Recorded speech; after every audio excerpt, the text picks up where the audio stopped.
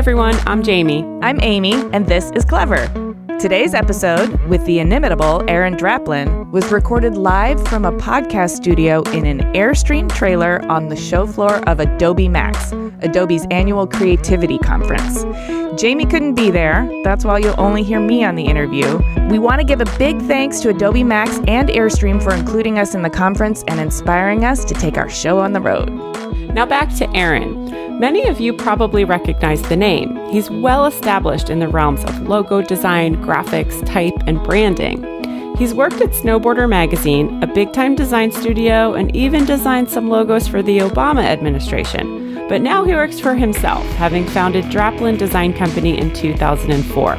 Oh, and he's the guy behind those Field Notes notebooks that have such a cult following.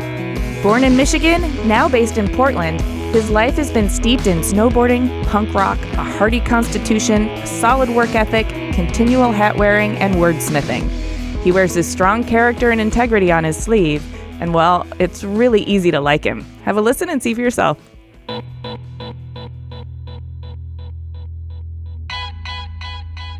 My name is Aaron James Draplin. I'm 45 years old as of yesterday. I live in Portland, Oregon. Happy birthday. Thank you. By way of northern Michigan. I'm a graphic designer by trade, but really the pursuits are to stay as little as possible, love it along the way, make a shit whack of money, pay a mountain in taxes, but try to dig it. I don't think it's too much to ask for. No. Aren't we lucky to be creatives, but then to like our jobs too? Graphic designers like to complain about what they do a little too much for my liking. So I'm here to champion it and say this is fun. So that's been the whole pursuit. You know, no alarm clocks along the way either. Well, all right. I love it. We like to start by going all the way back to the beginning. You said Michigan. I'm a fellow Michigander too. Let's slap our hand maps. Right. So you said Ypsilanti. I'm from Ypsilanti. You? Well, northern Michigan, Traverse City, but born Okay. in Redford, which is Detroit. So as much as I was a kid of the city, we left when I was 4. But I have a mom who was into Bobby Seger, a mom who was into Motown, a mom who was into the Stooges and the, Stay Alive with the fucking MC5. My mom has the MC5, the naughty record. She's got that. So she saw that stuff. So that's in me too. So the idea Iggy that Pop and the Stooges? Oh, she saw it. Yeah. So I have a cool mom. And my dad was incredible. But the idea that, that is a part of me. That Detroit is a part of me. But we went north, and then it was a real treat for us to come back to the city to go to, Tel 12 Mall. Mm-hmm. Go to, the merry-go-round. I don't know what year you are, but I'm class of 91. So I was a kid in the 80s. Yeah. 82, 85. I was down there for Tiger games or to go school shopping or to see, my modernist aunt and uncle in Southfield and then my not-so-modernist rest of the family out in Milford or something. But, Okay. who were, really warm and fun and family, my uncles and aunts and stuff. So we were down there a whole bunch. But, as I started to get older, plotting my escape. So Traverse City can start to feel a little small if you've got big dreams. Is that what happened? I mean, it was mountains, really. We were Yeah. snowboarders and skateboarders in the summer and snowboarders in the winter and Okay. pizza makers all year long. And at 17 out of high school, our sites, the first wave went out in 85. The next wave went out in 88. And then it was our turn in 91, snowboarders going right. west. All to Breckenridge, so Summit County. When it was our shitty little turn in 93, we weren't going to go somewhere where we knew all the girls from our high school and all these dudes, whatever, and very sort of incestuous, weird. We kept going to Oregon, and that was 93. Okay. So, it was just to get to elevation. So back up to your childhood a little bit. What was your family dynamic like? You said you had a cool mom. Yeah. You're pretty celebratory of your dad as well. Of course. Tell us what the Draplin dynamic was. It was a cool household. There wasn't a lot of bumps and grinds, My dad was full of life, full of bullshit, funny. My mom was the sort of even keel who kept that animal in line. My mom was the one who probably worried a little more than my dad. My dad was the fun one. My mom was the kind of disciplinarian, with us. I had 2 little sisters. We have 3. My dad would say I have 3 kids, 1 of each. Okay. But, Legos, Pizza Fridays, Little League Baseball, pretty all-American shit, but little tastes and touches of modernism. Well, so that's what I was going to ask you is how did your creativity start to, I like marinate to draw. in there? I always like to draw. Okay. I've been drawing since I was, Mom tells these stories, 3 and 4, stick figures and things. So she got me going young. I could draw my dad sleeping, maybe not. I could just draw. I like to draw. I like to, do diagrams of war models and things because it's very technical and just this quality of like paper and pens. Out of high school, based on my height, weight, face, and demographic, go be some kind of plumber or something, But I had just enough, with my aunts and uncles. My one uncle was, sort of an engineer, and he would go over there. Was he in Michigan manufacturing? Yes, and seats for one of the cars, one of the guys. Okay. But they had like Eames chairs laying around, or just really simple, like plywood art and stuff from one of my cousins, one of their sons. But I just would see that stuff, and that was different than sort of the Victorian turn of the century. I want to say it's called arts and crafts stuff my mom and dad had, which were these old, beautiful, tooled oak things my dad would rescue from these rough houses in Detroit, take back up north, and then strip all the paint off. And my mom has beautiful oak hutches. The entire place is all that stuff. So we were raised around this appreciation for the old. Yeah. My dad's old signs, being respectful of when they tear down Olympia Stadium and what it means to legions of Red Wing fans. I was raised around that. The new isn't always better, kind of thing. Right. But, summers with my grandma in Detroit, summers with my Irish grandma, Leo, pickled on Budweiser up in Wixom. Evenings in Hamtramck? We went to Polish Kitchen a couple times, I have these romantic, notions such as stupid graphic design. I'm just tired of him. The notion that there's big ideas of going home someday, but I don't know where I live. And we had to escape. That's really where it started. Was just getting the hell out. And getting the hell out. Well, so I wanted to talk to you about your teenage years. Yeah. Is that when you started to feel like, to plan your escape? Yeah, I think that's when snowboarding's happening for you, right? Yeah. When we were kids, really what it was the punk rockery or the fuckery of skateboarding and snowboarding. Yeah. Through that, we met girls were our equals.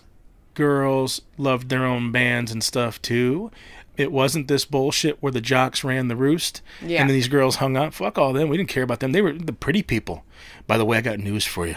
27 years later, we won. We listened to better bands. Yes. We got better tattoos. These stupid people in their golf shirts.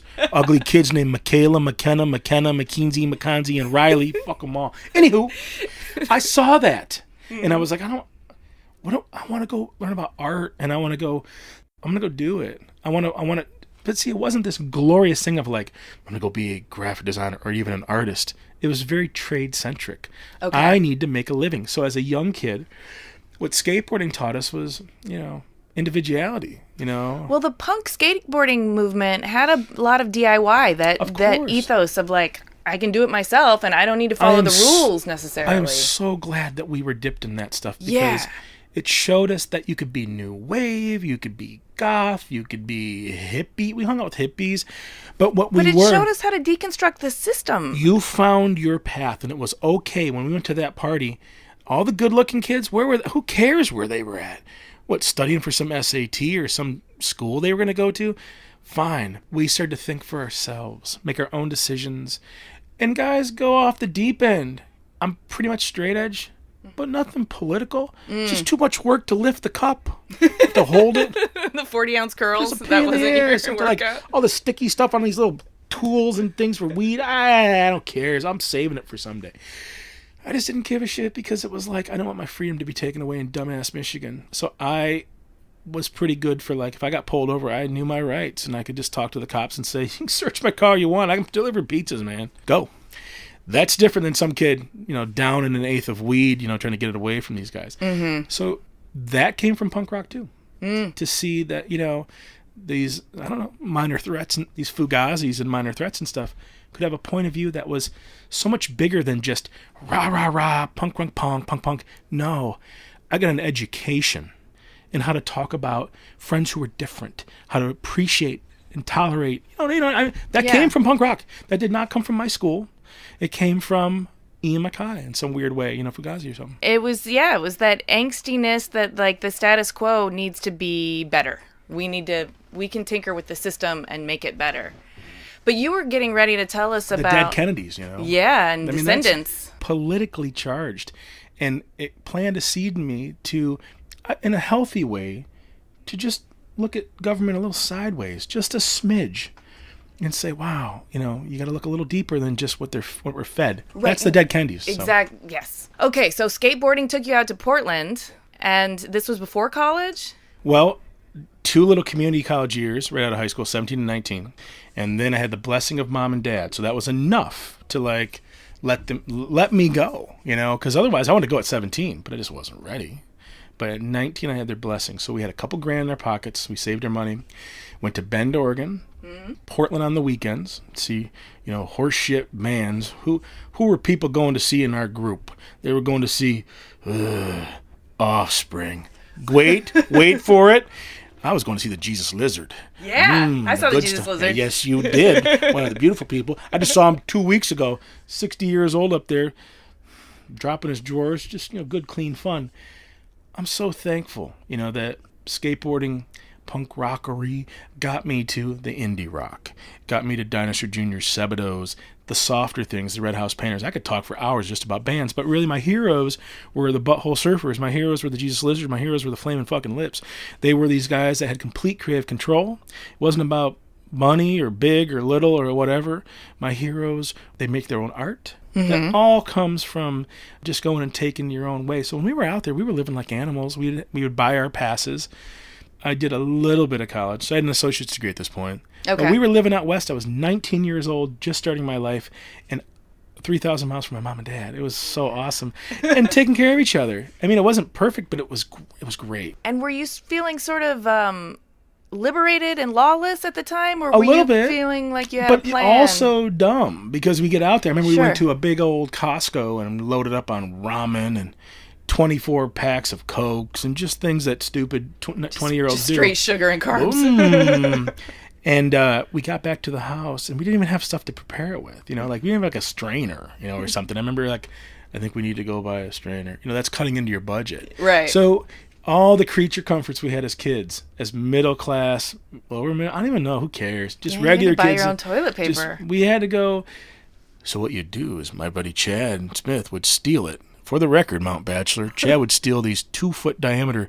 You could, let that roll go. You could sit and read a paper, check your watch before you grabbed a big wad. I'm going a little too deep, but we stole a lot of toilet paper from Mount Bachelor. Anyway, yeah.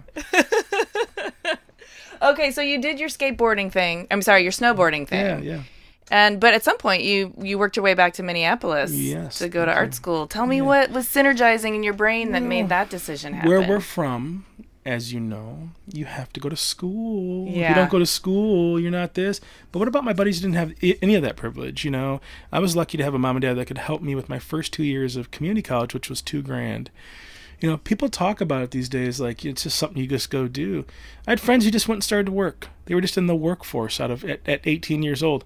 It's okay, So my mom and dad weren't allowed to go to school because my dad took care of my grandma. Because my mom had a dad who passed and he had to take care of 6 brothers and sisters. That's their stories. And my mom was 23 at the time or something. So that's why I went, because I wanted to honor that. So that was always a hole in me. So 1 year out west is supposed to be 1 year of living, high on the hog, on the lamb, and then we're going to go back to some school. It turned into 5 years. I was going up to Alaska to work, and then I would go back to school. Did you work in the fisheries? No. I go where the fish bite. Oh, okay. Princess tours with the old people, the golden oldies, because they were, getting them off the planes and the big cruise ships, and we would take them through the interior on this train. I was a dishwasher. So I did that for 4 summers. That's how I would fund school towards the last couple summers. But it was this incredible Western adventure where we were snowboarding all over the West on no budget. We're just a bunch of rat kids collectively. What's so cool about the world, one of the hardest things that we ran into when we went out west, rich kids après lifestyle, where it's like, yeah, I got a credit card. That was really, I feel embarrassed saying that stuff, but it was hard because I would go up to Alaska to make my money for the next winter. Yeah. And they're down, I don't know, going to Lollapaloozas and shit. And I'm up there like washing dishes, but that's the best I could do. So I know how to suck, I'll just say. I just know how to go deal, you know? Did you feel the classism was annoying, or you just couldn't relate to the entitlement? Well, when you get out west Yeah. and you realize, the snowboarding and shit. Remember, when we were back home, we would get a broom, push the snow into a lane on a golf course in the dark, because you put the lights on the where you land. Someone's car, you know, some 1991 Dodge Sadness Wagon or whatever these guys are driving. Dodge Sadness. The Dodge Despair. And that would be enough for us, because it wasn't about who was the best. It was about just being together. Yeah. So we get out there, and you realize you can't afford going to Jackson Hole, but what you can afford is hiking Targhee Pass on the way into Jackson Hole. That's free. If you're even allowed to go, like, even hike past those boundaries. But we did that. It was awesome. And got just enough of a taste. But here's the thing is, like, I started seeing friends up in Portland who had, like, degrees and things. Mm-hmm. And getting jobs. And cool jobs, snowboarding jobs, like in a snowboard company that makes jackets, and he gets the other guy that makes the catalogs. Yeah. Well, I want to be one of those. I need to have a job. Starting to manipulate and have a hand in the industry now, shaping things. I mean, I didn't even know those things existed. So we started going to trade shows and seeing action sports. Yes, in Vegas, and seeing the people do this stuff and meeting some of the characters, and of course, just grommets going down there to stickers. I love that word. Yeah. Stickers and goodies, and there is a certain AM/PM on Sahara in Las Vegas where I barfed my guts out, high as fuck on red hot schnapps. I'm not much of a drinker. And I got hammered, and I just told my friends I need to go figure this out, and I like hit 3 walls inside a 4-wall shitter at an AM/PM. So that is a warm memory of going to Vegas as kids. But we got to see it. Mm-hmm. And it was like, what is the sort of common denominator of these people getting these jobs? Sure, it's nepotism, but also, no, that guy said he went to this art school. So I got this hole in me. Okay. And combined with mom and dad saying, when are you going to come back? So at 24, I went to Minneapolis. A hero was Chuck Anderson. A hero was Haley Johnson, the Sharon Warners, and Todd Piper Houseworth, and just things and stuff around Minneapolis, and it was awesome, and I wanted to be around it, and I went to MCAD, and I got in. I couldn't afford it. I got in. I got a big-ass scholarship. That's what allowed me to go. It was $18,000 a year. It was my scholarship, and it was $36,000 a year for school, so I had to take a big old loan, $35,000 or something. But I got to go finish my last 2 years there and really fell for the city at a time when, out west, I don't know, what was cool out in Portland in 1998, Modest Mouse or something. Mm-hmm. Like, I loved all that stuff too, but I was going back to the Midwest to, like, look for the ghosts of the replacements. Right. I didn't get to see them. I wasn't old enough. So I was, kind of messed. I saw them in Detroit once. Now and I in know. New York What City. year did you get out of high school? Help me here. 89. Oh, well, how did you get to see them? If you that means you're a senior and I'm just a pitiful little sophomore. How did you get to? Because I made a point of it. Okay, right? You have 2 more years on me, so you got to go figure it out. My friends But you got to live in Minneapolis. See, my friends who were 85s, 87s, 86s. Oh, they saw them a bunch because they were like 16 going down. But I remember seeing their name in the paper and stuff. But we were into Nirvana. Mm-hmm. And Monster Magnet and bullshits and whatever it was. But, to go there and love that stuff and love how Spartan their whole aesthetic was and how just they shot themselves in the foot. They're the kings of shooting themselves in the foot. I just wanted to be a graphic designer like that. I don't care about awards and who was the best or being accolades or whatever. I just wanted to go and be honest with it. Just make a living. If it meant working for a newspaper, it's not a dirty word. So I loved it back there because I got to see. I remember Paul Westerberg said once that he studied songwriting and then he decided to do everything that they told him not to do. Well, and first of all, he's dyslexic. So he's like has this, the wordsmith of like someone who's having a problem with that, turned it into an art form. Yeah. That's a very Paul Westerberg thing. What a hero in so many weird ways. And when you get really close to him, have you met him? No. I have. Oh. And he got really close and you saw like how rough his teeth were. He's a human being at that point who's fragile as fuck, and it was just like, I loved him that much more. Yeah. Because you put him on these pedestals until you really get up close and see all the warts and moles and scritches and scratches, Then you can relate too. I just loved him. Feel the connection. I just loved that how primal it kind of felt. So I was back there at a time, and if you know about graphic arts, in the late 90s, it was all the residual riffraff of like the postmodern, postmodern, masturbatory, just sprinkle shit in a page and slam it down and then get a grad degree over it. I like the grid. And that wasn't very popular, and frankly, it was not popular like the goofy replacements then, because there was other things that were cool. I was made fun of by people that were Minneapolis people who were embarrassed by that shit. And it's like, I know I missed it by 10 years, but those ghosts were still really beautiful to me. So I just loved that when I was there. Like, I just like being around this. Well, there's something about the Midwest that I think hardens people in a really beautiful way. And there's something about your work, your logos, that are sort of sturdy, enduring, and they look good weather beaten. Well, you go to a train yard and you see a train come in the snow, and the snow falls off the side of that metal train and you can still see the logo. That is graphic design. And that train yard's shitty and dirty and weird, and that is absolute. It's doing its job. And it's got a layer of brown, atmospheric smog on it. Just bullshit. It's like, now when you go 2 hours away and you're in, middle of nowhere, Windham, Minnesota, out of that big city, and it's just dirt farming, you see it too. A train going by a mile away. What we got to see in Minneapolis, aside from just nerding out on heroes, we got to see some pretty highfalutin stuff, too, at the Walker Arts Center. See people challenge contemporary issues and excesses of graphic design. I got to be around all of it. And then I would go to a steelyard for an afternoon. It would absolutely reset me, because just Wally the steel guy doesn't give a shit what your degree is. Right. This is what it costs per pound of wood. What are you using this shit for? Right. Well, I'm using it for some stupid art project. So it was a really great reset. After, and I don't want to say decadence, but just going out west and seeing people have everything or act like it sometimes. You're in these Jackson Holes and Tahoes and shit. Every one of those towns. Every one of those towns has a crusty little undercurrent of fuckheads. And I was part of that in Little Bend, Oregon. The coolest part was we got to go up to the city to see culture and things and stuff. Yeah. And not be limited to like dudes talking about mountain climbing or something. Who cares about even going outside if the hill's not good? Anywho, I'm going off track. I'm sorry. Hey, we've got to take a quick break, but we'll be right back with more Aaron Draplin after this.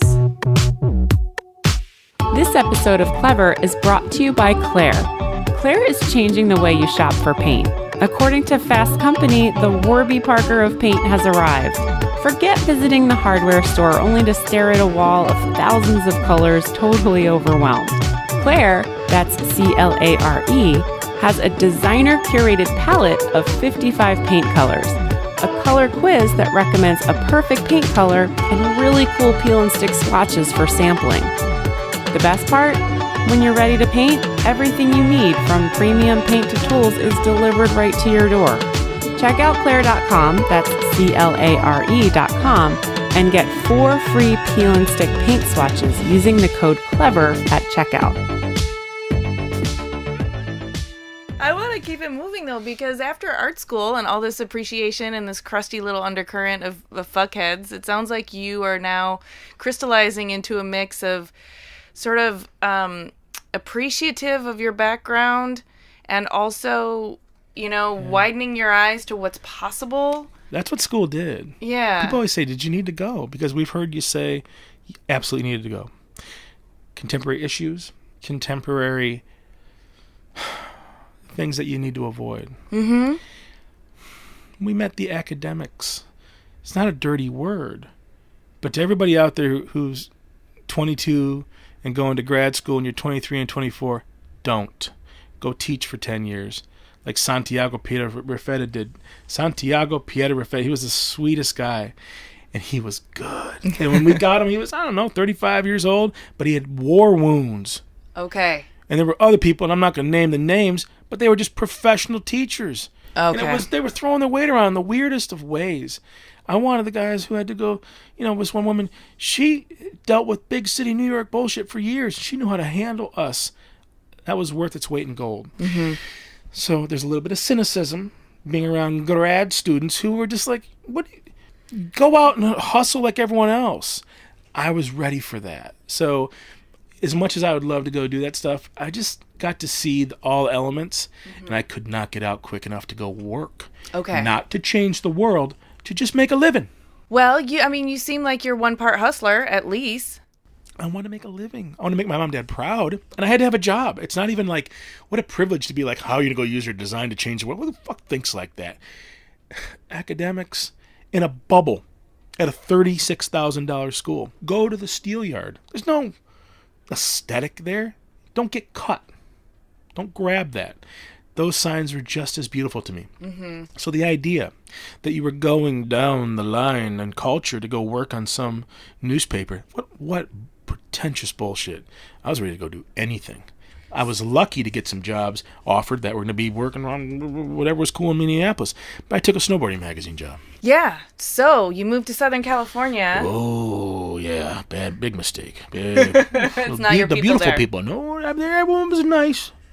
Oh, this is all being filmed, too. Thanks. You're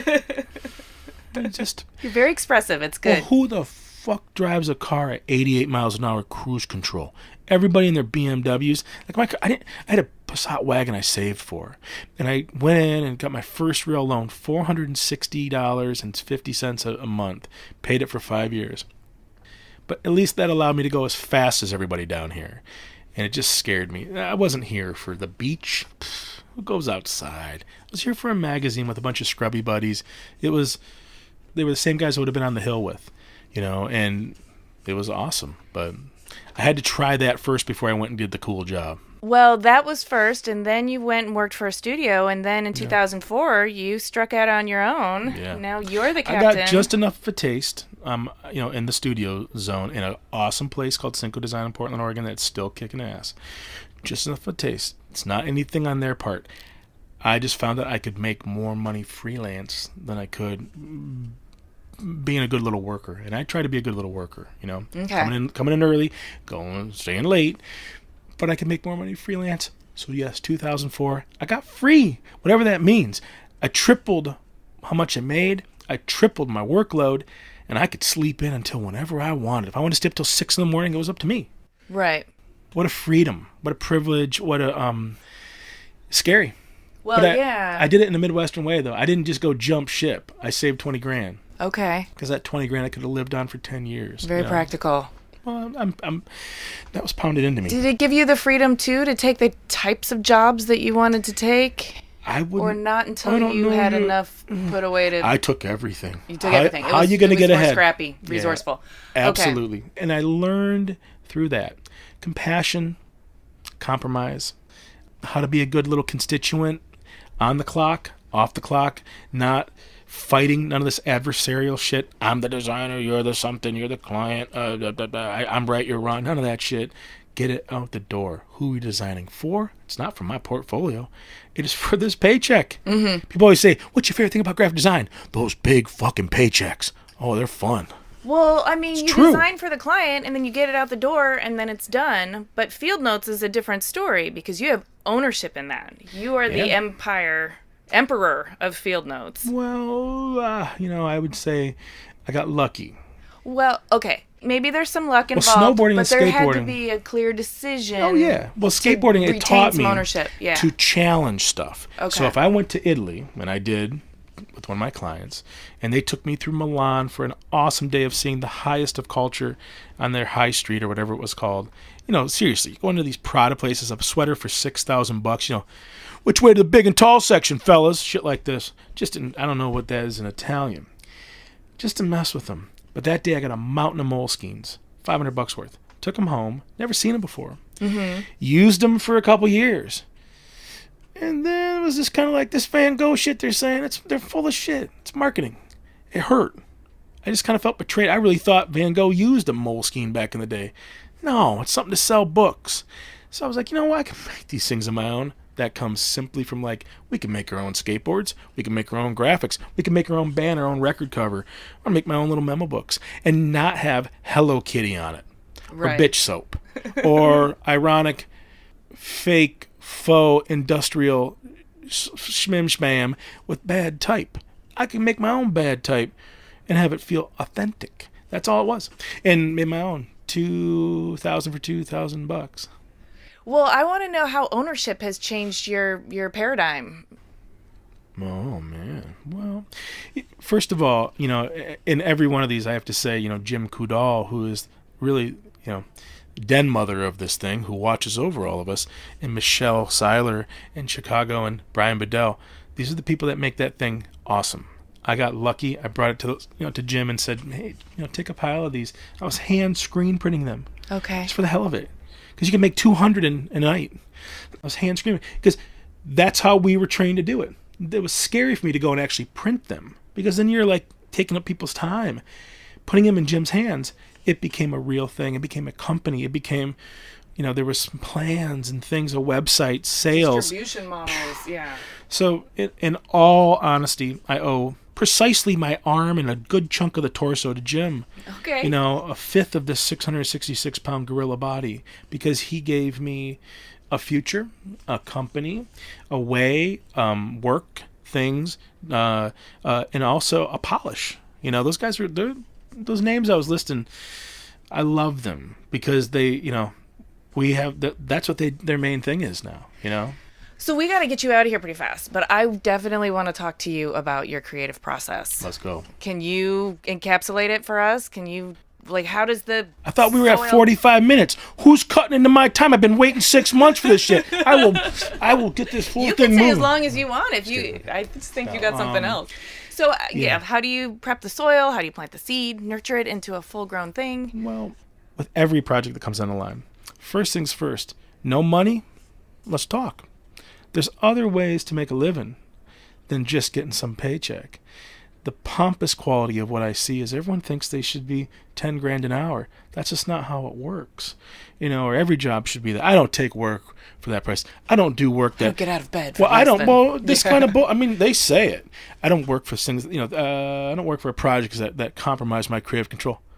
Okay. Starve then. I just like the idea of making the client super comfortable, be it my buddy in a shitty heavy metal band or someone who's actually substantial and professional. I know I'm being a ham with you, but if you put me on a phone call and you were on the other end of that call guiding me, you would never know any of this stuff because that's something I was trained. You know what I mean? Mm-hmm. So how do you talk about that? Is that an act? No, it's called being a professional. Right. Now, no one's going to know that here because they see me and big and bullshittery and whatever, unkept. No.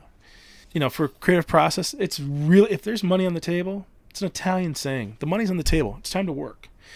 I know how to go and be professional, have nice emails, have research things, stuff, meetings about meetings, emails about meals, milestones, targets, bullshits, budgets, all that shit. Really? But that is the 1 out of 10. 9 things I can look at my buddy Steve Carter and say, I hate your face. I hate I like your kid. Steve, I hate your project. I hate you. No, I love them even more because he's a punk rocker. Tattoos and switchblades and bullshits all over his skin and stuff. But I can make a living with stacking up 9 of those and enjoy my life. So I apply the exact same creative process to that. It comes with a different sort of asterisk at the end. Got it. If I'm talking to you and you're professional, you would never know me that way. If I allow you to cuss first, that's how you do it. That's how you break the ice. And you start talking replacements and other Michigans and shit. If it's Susan, the account manager, I will never breach any of that because it's up to her to be comfortable. I make her comfortable. You know what I mean? Yes. So these are little funny tactics of just it's relationships. First of all, she's never even going to meet me. We're never going to sit across from each other like this. Not to mention, she may hear my voice. It's only through emails. So, what business acumen, what are the judgery things she gets to judge me by? Hopefully it's punctuation. It's saying thank you. It's using her first name in an appropriate way. It's old-fashioned bullshit. If there's 9 people on the stupid multi-reply whatever, The ladies go first, and then the dudes go second. My dad taught me this stuff, and I have to put Michaela, McKenna, Mackenzie, Riley, Ethan, and Carl. I was trained that way. Yeah. I do that. I know it's kind of like persnickety, but every now and again someone will say, I just saw how you did that. The other guys just go like this. Reply all. Cool. No period, I think no it shows a level of respect and attention to detail that is a hallmark of professionalism. I just want them, I hope they like the logo in the end. Yes. That's what I'm making them do. But along the way, I love to defy the odds that a rapscallion like myself, pirate sailing the high seas. By the way, if you guys knew how much shit I stole from Adobe in the 90s, there'd be a big bill. But we need to get into that. But, the idea that you can get away with that, because that is just as a really fun kind of fuckery that we get to hold close. So I appreciate that. People come, and I hear a lot of this stuff. Draplin, I know what you really like. But the last 3 designers, they were terrible to work with. Yeah. Then I'm in. Okay. Let's go. You can come to my house, take your pants off, hang out, relax. I had guys come to my house. Pants off these days is a little iffy. You might want to... Remember, these are a bunch of stupid snowboarding dudes. Okay. They were comfortable. We didn't even have that at our cool big business jobs. No, you got to come to my basement and be comfortable. How cool is that? Do you ever have any, mental sludge or self-doubt that you have to work through? Daily. This morning. I mean, who wants to work until 4 a.m. because you're busy with 5,000 other things and then have to get up at 7 to meet Amanda? This is what I promised. So, yes, that's tough, but it's also an adrenaline fun day to go and feel bigger than you are and be freaked out and then to tell a kid, no, I was working till 4 last night. That is absolutely true. So... Sludge. I like that it sounds like you embrace it rather than cowering in fear. You're like, this is good, maybe this I want to make a big goddamn paycheck. I take care of my mom, my girl. Yeah. Oh, you ought to see my girl. What a breath of fresh air. Let's talk about that. Let's talk about your home life. What's going on there? Oh, my God. This girl, she might have a vision problem. Well, me to you, but she's my girl Lee. She's just cool, and she's got her shit together. She's a raging badass feminist who takes no shit from this muskox or really anyone. She's a mom. She has a 19-year-old boy who's a 6'5" beautiful kid who when he realizes how beautiful he is, ooh, danger, trouble. But still kind of a teenager. But she's just sounds like you've built a happy life for yourself. Oh, we've been together 10 years, 7 months, 4 weeks, 6 hours and 7 minutes. I think maybe it's 8 minutes. I like seeing the love. If you saw her, the way she's looking at me, just relax over the producers staring in the window. Who's next? Hish? So she's very patient with me. And I know I'm a pile of shit, but she's cool. Tomorrow, we do a crazy day of merch here. And the day after, she turns 41. And she has a laundry list of shit we're going to go do. We're going to the Broad Museum. We're going to Clifton's to eat. We're going to this place to have a nightcap. I can't even get in because I dress like, Cabela's Bargain Cave. She's going to wear a little something. I'm not even allowed in. We're going to this little place to overlook. She's got 9 things. It's her birthday. She's going to do what she wants. And she will curate that. So be Uber around town. We'll have, think of your life and how fast a day goes wherever you live, wherever I live. And then to have one day in LA just to go and just do nothing. That's what we're doing on her birthday. That'll be really fun. Tell her happy birthday for me. And you just had your birthday. Does that 45. mean you guys same zodiac sign? I don't know. Oh, okay. I don't know. We don't have to get into that. Libra Schmebra. Yeah, we are. Yeah. Is there anything that you are hell-bent on manifesting in this lifetime? An experience, an adventure, an outcome? Well, health. Getting tinier. Being a responsible human who, Yeah, making the world... Output and input. Gotcha. How do you, living, eating, breathing, bleeding like a stupid-ass American everywhere. I think we can all get better with that. I would like to manifest a very swift impeachment of that piece of shit. I'll put that one on the record if you don't mind. Don't mind. With a very underline and a good Futura extra bold. We get an exclamation point. I would love to see. This is the funny part. Say I make a bunch of cash and I can retire, and then what? Make logos still for my buddies? LGB. I'll be just as busy. I know that about myself. Or what? We're going to retire and go like hike and go outside. You know what I mean? Like, I don't, like Lee's always like, let's go to the beach. What? You get sand in the crack. I don't even, it's too hot. She likes to go lay in the beach. I don't do that shit. So I have a feeling you'll still have fun in retirement, though. Well, the idea is... Good times don't avoid you. Well, to just be a good human being and love this stuff along the way. If I'm 45 years old, that's, 10 more years of really kicking ass or trying? Because I don't want to be playing a 22-year-old game when I'm 55 years old. I can't be. It's just weird, it's scary to me. Because I'll just say it. I meet some guys who are like apologetic of their age and stuff. It's like, who gives a shit? You are like seasoned crust. I dig it. The gray and the lines and the things. And you're, there's a guy here, and I can't really say his name, but it rhymes with Schmemphill. And he is just a very sweet guy. And he told me how old he was. Now I'm not going to name any names, but it was just really cool that he's that old and not that old. Oh, I've met some old people that have the most forward-thinking minds ever. And they've got the wisdom. You put that with the forward-thinking, and then now you've got a magic combination. So I just want to be, a fun middle-aged person. Want to live a nice, long, healthy life, and then die hard at a good splat. I don't know, hazmat situation when I'm... all this shit is bits. You know this, right? It's all been practiced. Call the crime scene cleaners. Now I'm on a real podcast. But what about when you're talking to 7 little rat kids in Clemson? You have 7 listeners. Like, how many listeners do you guys have? 7. All right. Well, listen, do you have a recent project or an upcoming project that you want our listeners to know about? I have something that I can't talk about. But I'll just say this much. Okay. It is a democratization of graphic design. It's something that everyone gets to use, and I can't talk about it until it comes out. Okay. When it does come out, it's going to be sweet. It's going to be sweet, and it'll be all over America. But I'm not allowed to say anything.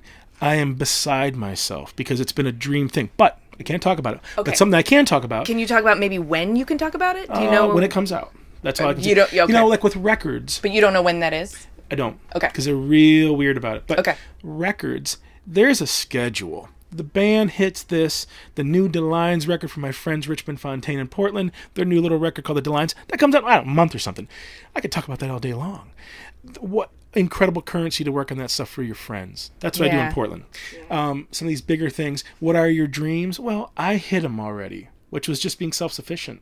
Making enough to take care of Lee, my mom, my rat sisters, and then my little nephew, and my terrible friend Dale. Okay, so I got it all covered. And I know these are dumb little sound bites and bits and stuff, and everyone else will be so much elegant and smart and all this, say cute things like I haven't had my coffee yet. I'm sorry, I'm so whatever. The same shit here over and over again. That's been the goal. There's no accolades. There's no gold medals or, whatever the fucks. Who cares? I like how indignant you get. I haven't had my coffee yet. You're going to hear it. I hear it all day long. Listen, this has been really awesome. Thank you so much for sharing your crusty fuckery with us. Can we just keep it professional? Okay, can we keep it tucked in? No, man. I like your kind of professional. I just want to have fun. If you're ever in Portland, you come, not if you are. Next time you're there, we'll bring you by the shop, put you to work. I'm down. I am so down with that. Thank you. Thank you. Thanks for listening, everyone. To learn more about Aaron and see images of his work, go to cleverpodcast.com. Or you can click the link in the details of this episode on your podcast app. And thanks again to Adobe Max and Airstream.